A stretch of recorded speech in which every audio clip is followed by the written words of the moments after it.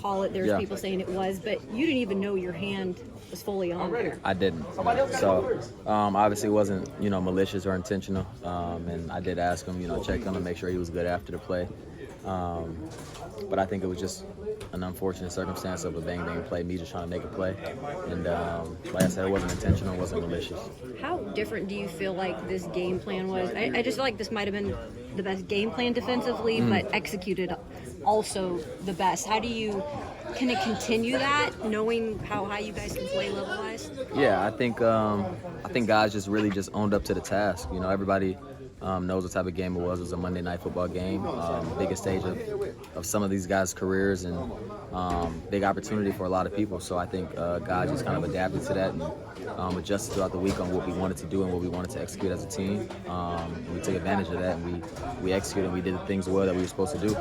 I talked to you last week a lot about kind of that demeanor, remaining very calm, and how much does that translate into a game like Miami where, one, on the road, prime time, but then your ability to recover from mistakes, make plays, and save a possession? Yeah, I think it just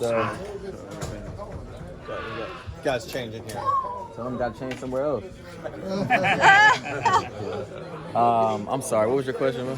How that your demeanor, demeanor remaining calm translates into that series we saw on Monday night where you make a mistake but then come back with 3 really nice plays to save the possession.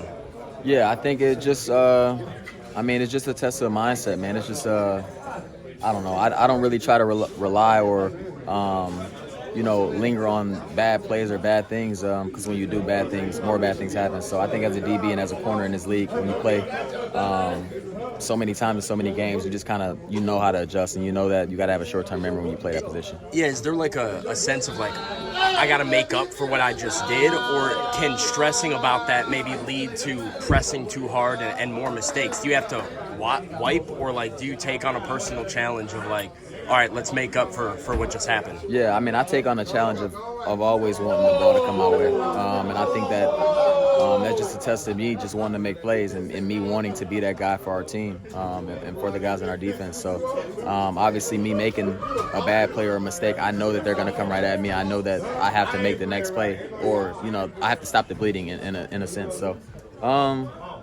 it's just a mindset, man. It's what I've always been taught growing up, is what I've always been about. It's just standing on what you're standing on, really just standing on business, and just never really flinching. So I saw Hop tweeted after the game that Tyreek Hill MVP, and you see the impact he had.